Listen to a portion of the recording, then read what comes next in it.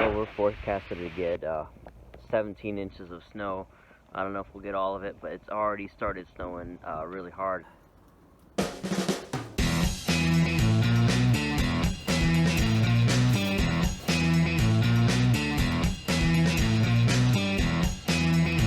Hey guys, this is Dave with Hillside Farms.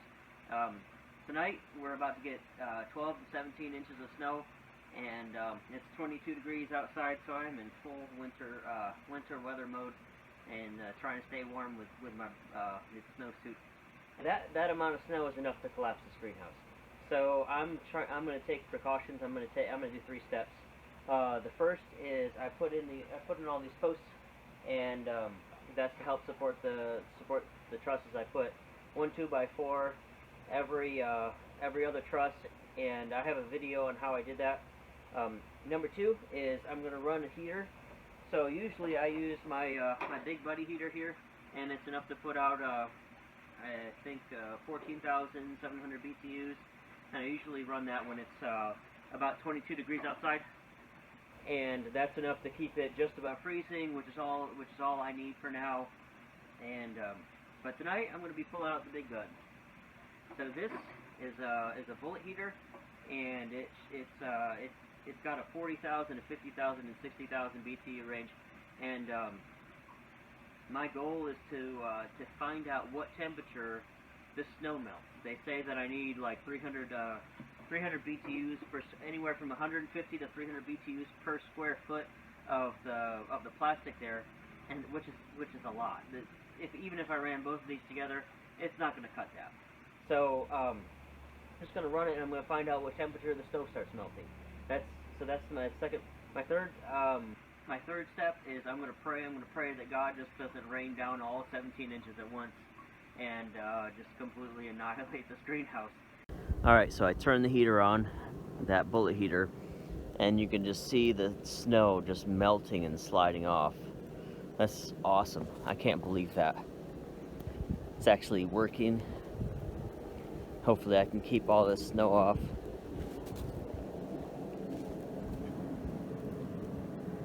This whole sheet of snow just slid down all at once. So actually that's kind of what can be dangerous about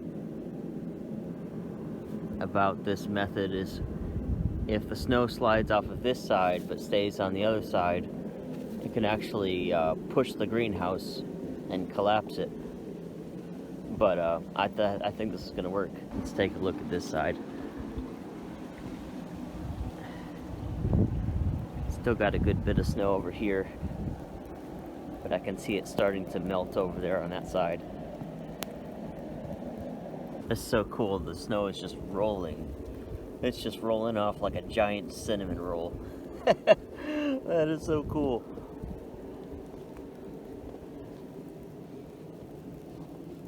That's like a tidal wave of snow. I can just see the snow melting and creeping down. Look.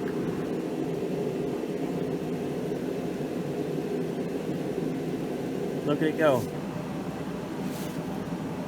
Just got this giant sheet of snow just sliding right off the greenhouse.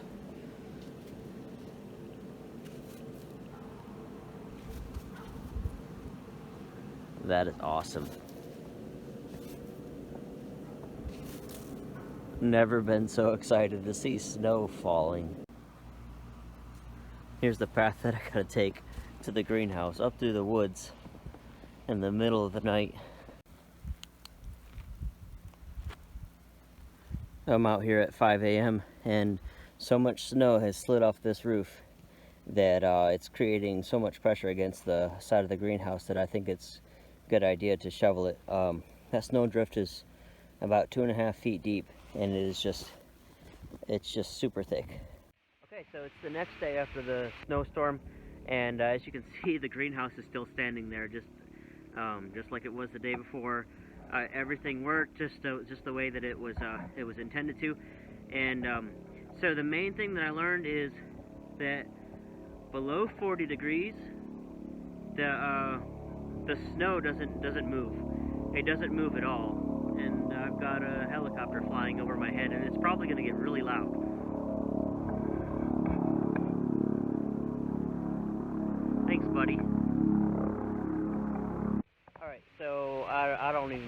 was. Anyway, below, I think I was at the point where I was telling you the temperatures.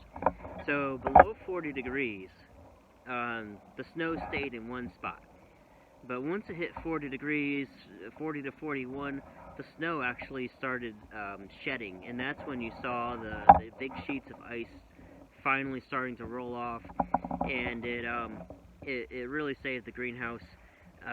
During the day, it actually turned to ice, and so ice was accumulating on the greenhouse, and that stuff shed off too, just perfectly fine. It was really heavy. You could see in between the trusses, the plastic was actually starting to bow out, or bow in, and that was not good. The problem that shedding snow did create is all of this snow here that's just, it's super thick, it's super heavy, super wet. It's probably even wetter than the snow around it. And I shoveled it off twice throughout the day and the night, and but now it's too heavy, and I can't roll up my sides, so the greenhouse got up to like 93 degrees. So the magic number for me, it seemed to be 40 degrees, and that's dependent on what style of greenhouse you have. If you have a round style greenhouse, it's probably just going to sit on top and not melt off so much. But I don't know, I don't have one of those, so you'd have to play around with it. This greenhouse I did build myself. I made the trusses myself. I actually had my 10-year-old son make them. He rolled just about every single one of these right there at where it curves. And anyway, I will be making a video shortly. I have everything taped and ready to go. I just gotta edit it and put it together. But I'm gonna make I'll show you how I made these trusses in that video. And obviously, the proof is in the pudding now. The Gothic shape, this angle, it really helps to shed the snow. So I'm really excited to show you how to build that greenhouse, that style truss. I don't know of any other video on the internet that does it. I'm sure that they're there. I just haven't found them. We've had 40-mile-an-hour winds and the snowstorm all at the same time, and it's held up perfectly. Like, I have no sign that the greenhouse was under major distress, like, whatsoever. And so it's really durable, and it's all because of that shape, because of that slope shape. The wind just deflects right off of it, and then clearly, if you have it warm enough, the snow just sheds. If you liked the video, I hope you learned something, and I hope you look forward as much as I do to the Gothic style truss video that I'm going to be putting out, and I hope you stick around. Please subscribe so you don't miss it. Have a good night. I'm going to bed.